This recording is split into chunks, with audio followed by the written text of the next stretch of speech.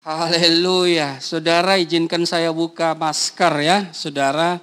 Tapi saudara di rumah tetap pakai masker karena itu sudah ketentuan.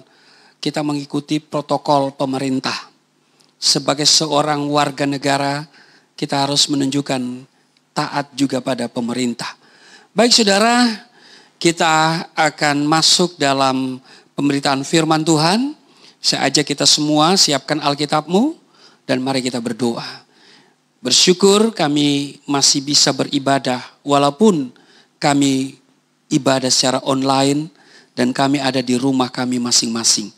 Tapi firman Tuhan akan kami dengar dan Roh Kudus bekerja di antara kami, membuka hati pikiran kami dan kami tolak setiap roh jahat, penguasa-penguasa di udara, roh-roh yang merampas perhatian, konsentrasi, yang mencuri kebenaran firman-Mu. Kami patahkan di dalam nama Tuhan Yesus. Kemuliaan Tuhan ada di dalam kehidupan kami, di tempat ini, juga di rumah jemaat yang mengikuti ibadah ini. Bahkan kami diamkan seluruh suara hati kami, kecuali suara Tuhan kami mau dengar. Di dalam nama Tuhan Yesus, haleluya, amin. Saudara, hari ini saya akan berbicara tentang lebih daripada pemenang. Apa saudara? Lebih daripada pemenang. Ada dua ayat Alkitab. Yang pertama di Yesaya pasalnya yang ke-41, ayatnya yang ke-10. Firman Tuhan berkata begini. Janganlah takut, sebab aku menyertai engkau. Janganlah bimbang, sebab aku ini Allahmu. Aku akan meneguhkan, bahkan akan menolong engkau. Aku akan memegang engkau dengan tangan kananku yang membawa kemenangan. Dan yang kedua, ayat yang saya ambil di dalam Roma pasalnya yang ke-8, ayatnya yang ke-37 berkata begini. Tetapi dalam semuanya itu kita lebih daripada orang-orang yang menang oleh Dia yang telah mengasihi kita. Bapak Ibu Saudara yang ada di rumah, setiap kita dipilih dan sudah ditentukan untuk mengalami kemenangan. Katakan apa yang saya katakan, ikuti saya. Setiap kita dipilih dan sudah ditentukan untuk mengalami kemenangan. Kemenangan yang terus menerus. Bukan hari ini menang, besok ya mudah-mudahan bukan. Tetapi kemenangan yang terus menerus. Hari ini menang, besok menang, bulan depan menang, tahun depan menang. Amin. Ini yang disebut dengan lebih daripada pemenang. Kemenangan yang terus menerus. Kenapa saya bisa berkata begitu? Sebab saya baca Alkitab, ternyata kemenangan adalah target Allah bagi setiap orang percaya. Katakan amin. Katakan haleluya. Saudara, sekali lagi, dengar baik. Kemenangan adalah target Allah bagi setiap orang percaya. Kalau kita lihat sejak awal Allah menciptakan manusia, Kejadian pasalnya yang pertama, ayat yang ke-26, berfirmanlah Allah, baiklah kita menjadikan manusia menurut gambar dan rupa kita, supaya mereka berkuasa atas ikan-ikan di laut dan burung-burung di udara, atas ternak dan atas seluruh bumi dan atas segala binatang melata yang merayap di bumi. Lihat bahwa Allah menciptakan manusia menurut gambar dan rupanya supaya apa? Supaya berkuasa. Artinya tidak dikuasai, menaklukkan dan bukan ditaklukkan. Artinya apa? Menang. Dan ayat di Yesaya 41 ayat 10 tadi memberikan ketegasan bahwa Allah pegang kita dengan tangan kanannya yang membawa kemenangan. Bahkan yang kita baca dalam Roma pasalnya yang ke-8 tadi ayatnya yang ke-37 itu berkata bahwa Tetapi dalam semuanya itu kita lebih daripada orang-orang yang menang. Saudara, dengar baik. Target Tuhan bukanlah supaya kita diberkati. Target Tuhan bukan supaya kita mengalami berkat, saudara. Berkat itu hanya bonus. Amin. Berkat itu bonus. Oleh sebab itu Tuhan berkata kepada 7 jemaat yang ada di Wahyu. Dan kalau saudara baca di dalam Wahyu kepada 7 jemaat, ada kalimat yang sama yang selalu diulangi. Barang siapa menang, barang siapa menang. Barang siapa menang. Mengapa? Karena kemenangan merupakan target Tuhan dalam hidup setiap orang percaya. Amin. Kemenangan adalah target Tuhan dalam hidup saya dan saudara. Sebab artinya kita diberkati, tetapi akhirnya kita berbuat dosa, hidup jatuh bangun, jiwa terus gelisah, dan setan terus menjajah hidup kita. Ingat saudara, target Tuhan yang paling utama dalam hidup saudara dan saya adalah agar kita menang. Karena kita sedang berada dalam peperangan, saudara. Itu Alkitab katakan. Setan selalu saja ingin membuat kita goyah. Dia ingin menghancurkan rumah tanggamu, masa mudamu, karir dan hari depanmu. Dia ingin merampas damai sejahtera dalam hidupmu. Dia ingin menaruh penyakit dan penderitaan dalam hidupmu. Dia ingin agar saudara dan saya selalu berada dalam dosa yang membelenggu kita. Dan ketika kita berada dalam keterikatan, maka kita tidak akan pernah bisa meraih kemenangan, saudara. Kita harus melawannya karena roh yang ada di dalam kita lebih besar daripada roh yang ada dalam dunia ini. Katakan amin. Saudara, mungkin hari ini kita sedang berada dalam ketakutan. Bukan mungkin lagi, udah pasti. Ya. Kita mengikuti protokol pemerintah. Bahkan hari ini telah diperlakukan PSBB. Pembatasan sosial berskala besar. Saudara lihat, hari ini seperti gimana kita agak sulit bergerak. Tetapi saudaraku yang kekasih, jangan takut. Roh yang ada pada kita lebih besar. Haleluya. Saudara. Nah, mengapa kemenangan adalah target Tuhan bagi setiap orang percaya? Yang pertama, hanya orang yang menang yang dapat menjadi saksi Tuhan. Amin. Katakan, hanya orang yang menang yang menjadi atau yang dapat menjadi saksi Tuhan. Tidak semua orang yang datang ke gereja bisa menjadi saksi Tuhan. Banyak orang yang datang ke gereja itu menjadi batu sandungan. Lalu bagaimana orang bisa menjadi saksi Tuhan? Jawabannya, hanya orang-orang yang menang. Menang atas fitnah. Menang atas pergumulan hidup maupun tawaran-tawaran dunia. Menang terhadap sakit penyakit. Menang terhadap kesulitan-kesulitan. Menang terhadap wabah COVID-19 ini. Jangan biarkan setan menang atas hidup saudara saya. Kita harus lawan. Saudara, target Tuhan dalam hidup kita bukan berkat. Tetapi apa? Menang. Sebab hanya orang yang menang yang dapat menjadi saksi Tuhan. Yang kedua, hanya orang yang menang yang akan dapat bertahan hidup. Hanya orang yang menang yang mempunyai confidence dalam hidupnya. Kalau hidup Kristen terus dipermainkan iblis, maka itu berarti tidak ada confidence dalam hidupnya. Pikirannya selalu negatif dan tidak ada keperkasaan. Ingat, Paulus berkata, aku tahu kepada siapa aku percaya. Aku yakin dia berkuasa. 2 Timotius pasal 1 ayat yang ke-12. Rasul Paulus mempunyai confidence seperti itu karena dia mengalami kemenangan. Itu pula sebabnya Paulus dapat berkata, aku tahu apa artinya kekurangan. Aku tahu apa artinya kemiskinan. Aku tahu apa artinya kekayaan. Dalam segala hal aku belajar untuk mencukupkan diri dalam segala perkara. Katakan haleluya. Paulus menang atas semuanya itu.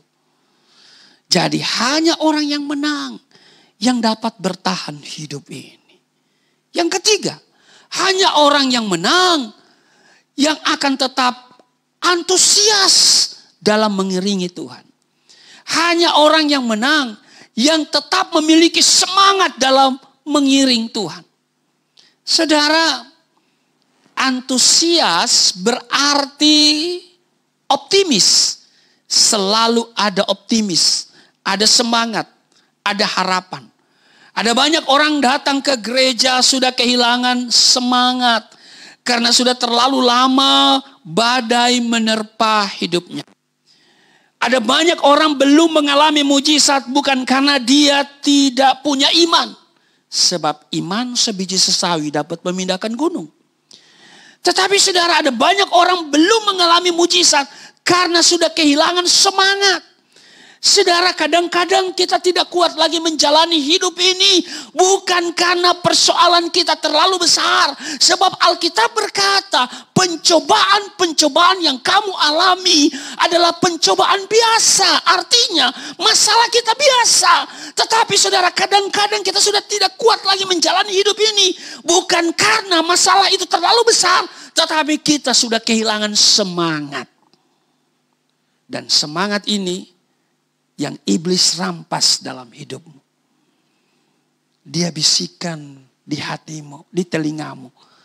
Lu boleh melayani Tuhan tapi gak usah semangat. Lu boleh beribadah tapi gak usah semangat.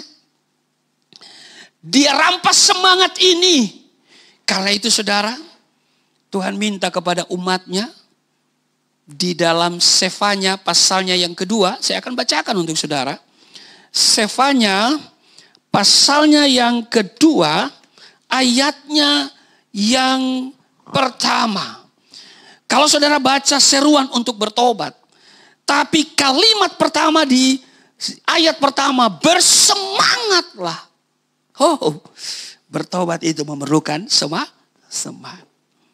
Waktu saya bertobat, saudara, yang pertama saya miliki adalah semangat untuk bersaksi.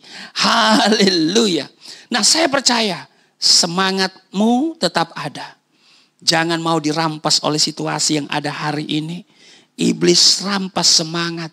Kadang-kadang iblis rampas semangat yang ada dalam rumah tanggamu. Dia buat rumah tanggamu kacau. Sehingga suami lihat istrinya tidak bersemangat. Tapi heran, lihat istri orang lain dia semangat.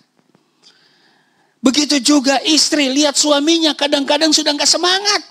Tapi kok bisa lihat suami tetangga dia semangat. Nah, ini pekerjaan iblis yang mau merampas semangat yang ada padamu.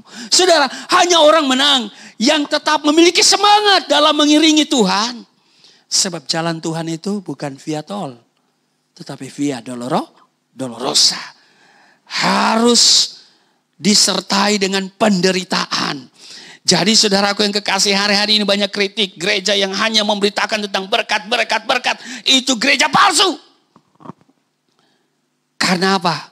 Saudaraku yang kekasih, berkat itu bukan target utama. Tetapi kemenangan. Karena hanya orang menang yang memiliki semangat untuk melayani Tuhan. Bahwa ikut Tuhan itu harus melalui penderitaan. Menyalipkan keinginan kita, kedagingan kita, dan seluruh kepentingan kita. Yang keempat, mengapa kemenangan itu adalah target Tuhan yang utama dalam hidup kita? Hanya orang menang yang dapat meraih seluruh janji Tuhan. Amin. Dalam kitab Wahyu, beberapa kali dikatakan, barang siapa menang, Barang siapa menang, ia akan kuberikan mahkota. Hanya orang yang menang yang akan meraih seluruh janji Tuhan. Saudara, yang kelima, kenapa kemenangan adalah target Tuhan yang utama dalam hidup kita? Hanya orang menang yang dapat menghancurkan perbuatan iblis.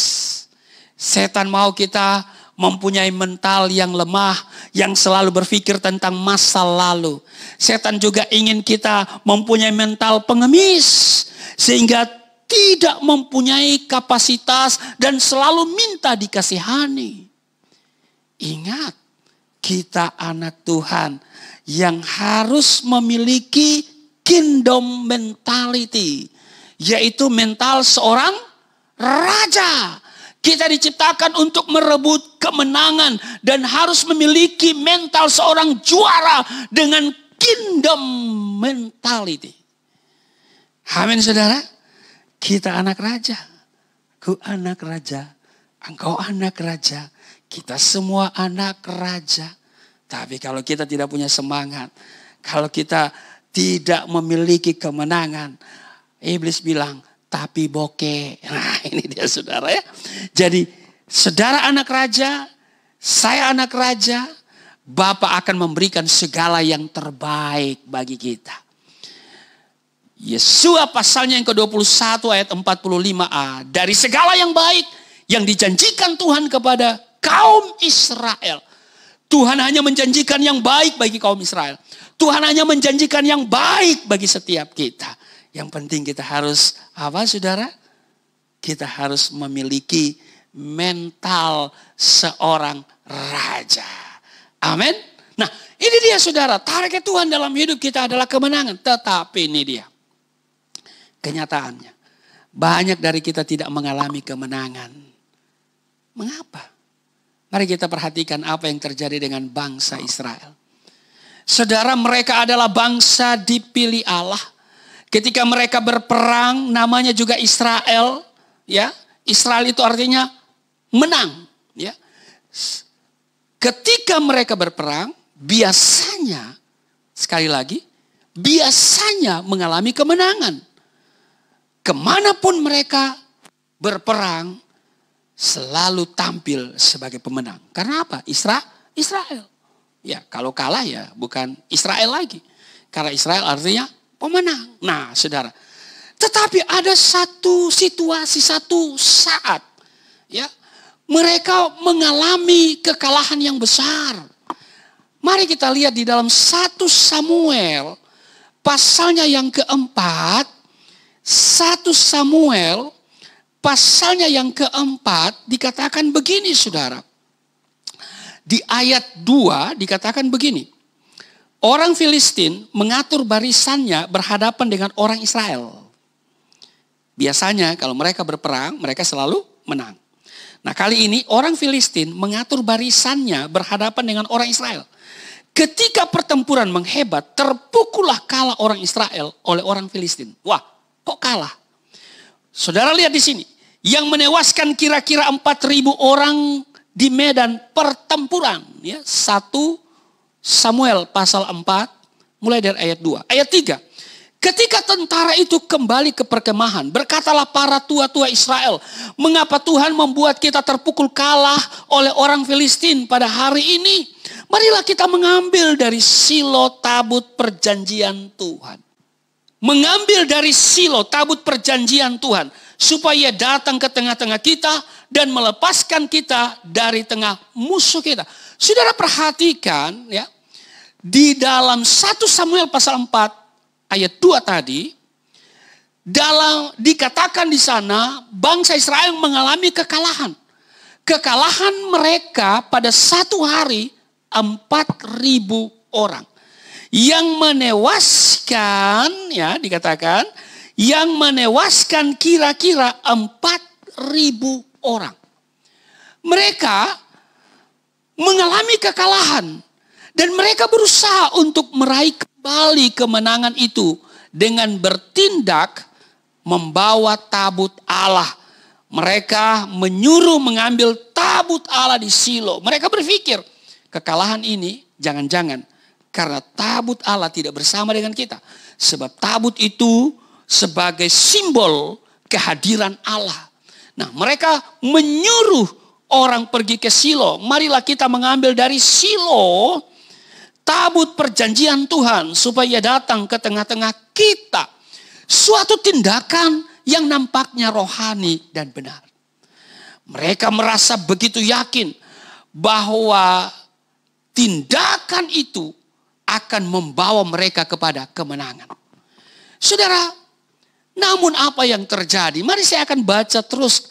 Kemudian bangsa itu menyuruh orang ke Silo, lalu mereka mengangkat dari sana tabut perjanjian Tuhan semesta alam yang bersemayam di atas para kerub. Kedua anak Eli, Hofni dan Pinehas ada di sana dengan tabut perjanjian Allah itu.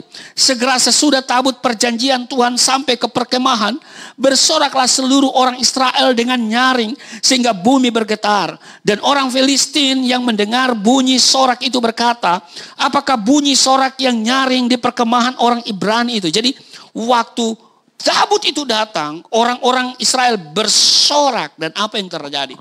Waktu mereka bersorak, ini baru bersorak loh. Dikatakan di sini bumi bergetar. Baru mereka bersorak, ini belum berperang loh. Masih sorak, bumi bergetar. Artinya terjadi gempa. Cuman belum ada BMKG, jadi nggak diukur berapa skala Richter. Ya.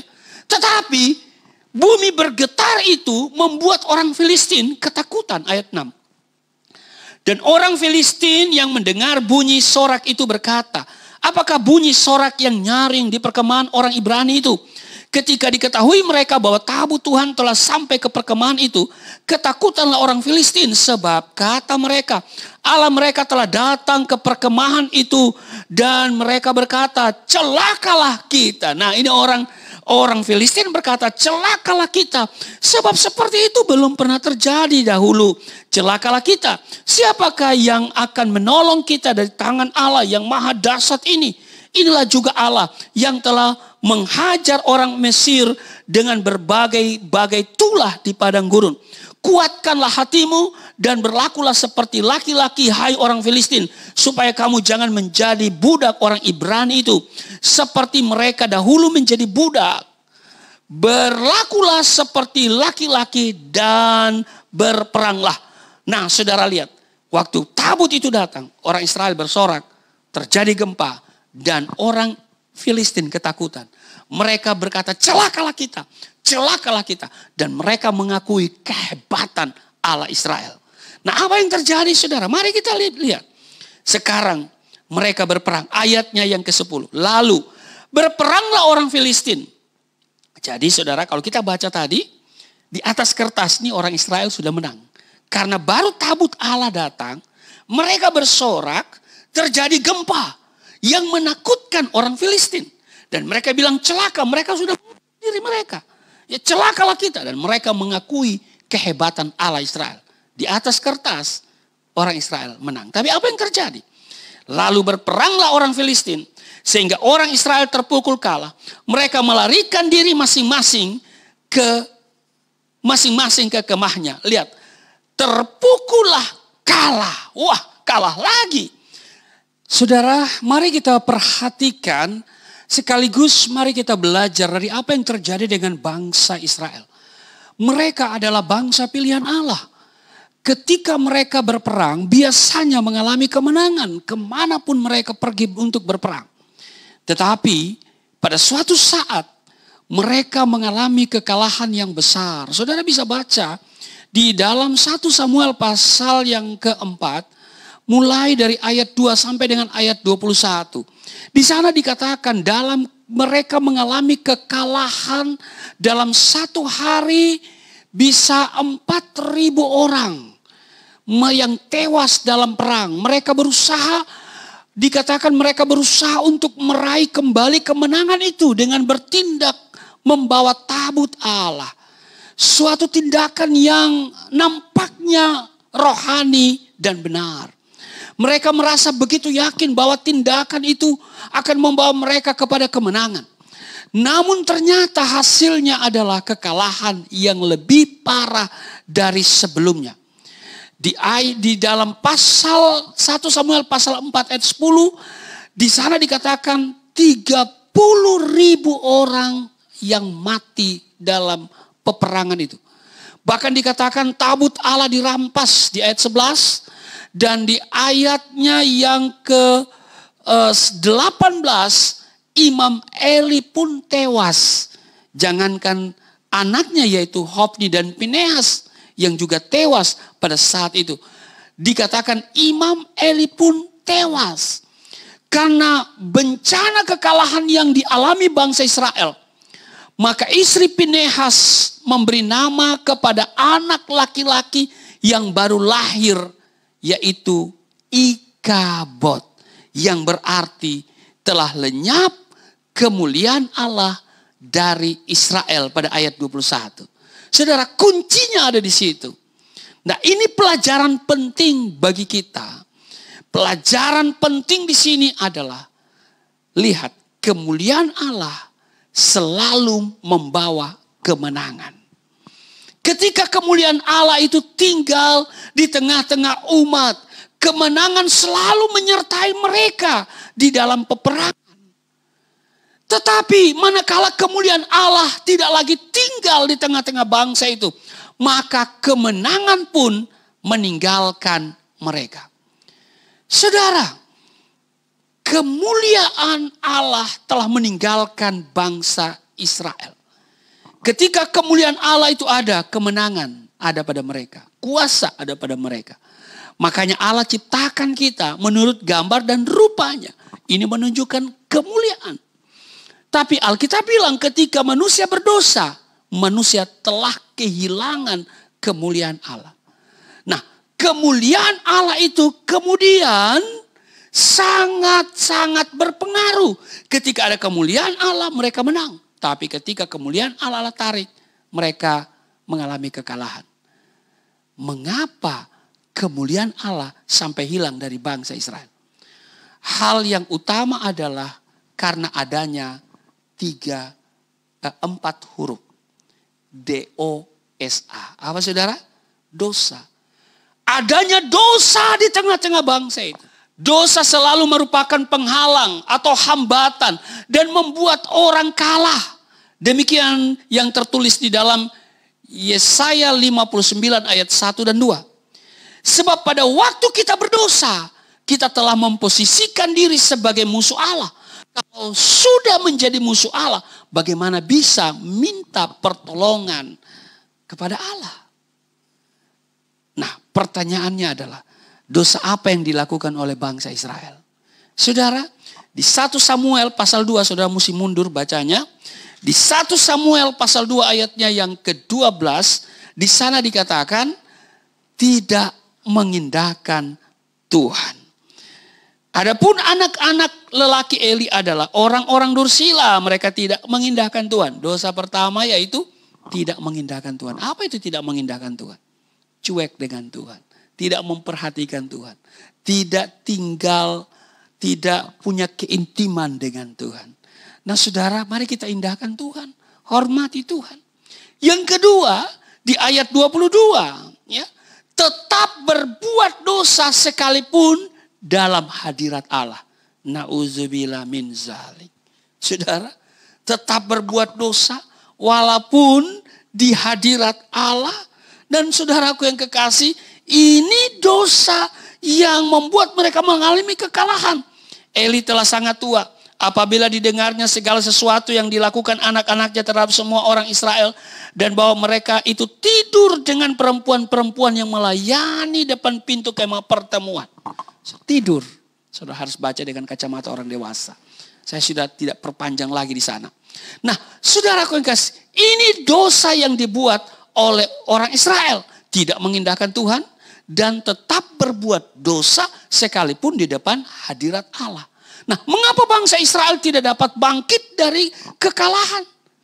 Penyebab masalahnya adalah pada Hofni dan Pinehas. Siapa Hofni dan Pinehas itu? Anak-anak Imam Eli. Dosa mereka lah yang menyebabkan bangsa Israel mengalami bencana. Mengapa Hofni dan Pinehas terus berbuat dosa? Jawabannya berada pada diri Imam Eli. Kenapa? Imam Eli tidak menegakkan kebenaran di dalam kehidupan anak-anaknya. Sebaliknya, apa yang dilakukan Imam Eli adalah lebih menghormati anak-anaknya daripada Tuhan. Saudara baca di 1 Samuel pasal 2 ayat 29. Ya. Saudara, saya sudah duluan baca, saudara ya. Jadi saya sampaikan kepada saudara. Jadi lebih menghormati anak-anaknya. Ini Imam Eli. Ya. Dia lebih menghormati anak-anaknya daripada Tuhan. Padahal Tuhan sudah sampaikan kepadanya. Ya. Di ayat 29. Mengapa engkau memandang dengan loba kepada korban sembelihanku dan korban sajianku yang telah kuperintahkan. Dan mengapa engkau menghormati anak-anakmu lebih daripadaku. Yang kedua, Imam Eli tidak memarahi anak-anaknya pada waktu anak berbuat salah atau dosa. Di 1 Samuel pasalnya yang ketiga, ayatnya yang ke-13. Di sana dikatakan begini saudara, sebab telah kuberitakan kepadamu bahwa aku akan menghukum keluarganya untuk selamanya karena dosa yang telah diketahuinya. Yakni bahwa anak-anaknya telah menghujat Allah, tetapi ia tidak memarahi mereka. Saudara, bagaimana supaya hidup kita berkemenangan? Nah, ini yang paling penting, saudara. Di atas kayu salib, Yesus mati untuk menebus dosa kita. Sehingga saudara dan saya tidak lagi dikalahkan oleh dosa. Tidak bisa lagi dikalahkan oleh setan dan tawaran-tawaran dunia. Melainkan hidup yang berkemenangan. Amin. Hidup yang berkemenangan bukanlah hidup tanpa masalah. Tetapi seorang yang menyadari bahwa Allah berada di pihaknya. Sekali lagi saya ulangi. Hidup yang berkemenangan bukanlah hidup tanpa masalah. Tetapi seorang yang menyadari bahwa Allah berada di pihaknya. Saudara, hari ini Allah ada di pihak kita. Hari-hari ini kita sedang menghadapi masalah C-19. Tapi jangan takut. Jangan khawatir. Sebab dia ada di pihak kita. Dia menyertai kita. Dia menjadi benteng pertahanan kita. Bahwa Kristus duduk di sebelah kanan Allah Bapa. Di ayatnya yang ke-33 di dalam Roma pasalnya yang ke-8. Saya akan bacakan untuk saudara. Di Roma pasalnya yang ke-8 ayatnya yang ke-33. Kristus yang telah mati, bahkan lebih lagi yang telah bangkit, yang juga duduk di sebelah kanan Allah, yang malah menjadi pembela bagi kita. Ya. Siapakah yang akan memisahkan kita dari kasih Kristus? Nah, saudaraku yang kekasih, Kristus duduk di sebelah kanan Allah, di mana dia menjadi pembela bagi kita. Amin. Setan mendakwa kita siang dan malam. Ia selalu berusaha mengingatkan akan kegagalan, kekurangan dan dosa, bahkan ketidakmampuanmu. Namun Kristus menjadi pembela bagi saudara dan saya di hadapan Bapa. Karena darahnya yang telah tercurah di kayu salib. Kita dibenarkan di hadapan Bapa. Seorang yang menang adalah seorang yang tidak terpisahkan dari kasih Allah. Amin. Langkah yang harus kita tempuh. Yang pertama, percaya kepada Tuhan Yesus. Percaya dan mempercayakan diri kepadanya. Percaya kepada janji-janjinya dan juga seluruh karyanya. Tetapi hal yang harus diperhatikan, kita juga taat pada perintah-perintahnya. Yang kedua, bertobat dari jalan-jalan kita yang jahat. Yesaya 55 ayat 7, baiklah orang fasik meninggalkan jalannya dan orang jahat meninggalkan rancangannya. Baiklah ia kembali kepada Tuhan, maka dia akan mengasihaninya, dan kepada Allah kita, sebab ia memberi pengampunan dengan limpah. Di sana dikatakan pengampunan dengan limpahnya. Jadi mari kita bertobat, saudara. Yang terakhir, yang ketiga, kita bertindak dengan iman. Jangan ragu-ragu, jangan khawatir.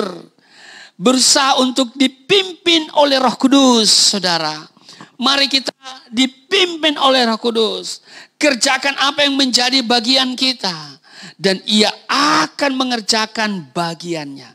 Yaitu membuat mujizat dan perkara-perkara yang ajaib dalam hidup kita. Ingat, target Tuhan dalam hidupmu dan hidupku bukan berkat, tapi kemenangan. Orang yang berkemenangan bukan orang yang hidup tanpa masalah, tetapi orang yang menyadari bahwa Allah ada di pihak kita. Amin. Tuhan Yesus memberkati. Mari kita berdoa. Kami percaya bahwa kemenangan ada di pihak kami. Kami akan pasti mengalami kemenangan dari situasi COVID-19 yang membuat kami terpisah. Terpisah dari gereja, terpisah dari lingkungan sosial. Tetapi Allah tidak pernah terpisah dari hidup kami. Akan terus menyertai kami. Di dalam nama Tuhan Yesus. Haleluya. Amin. Haleluya.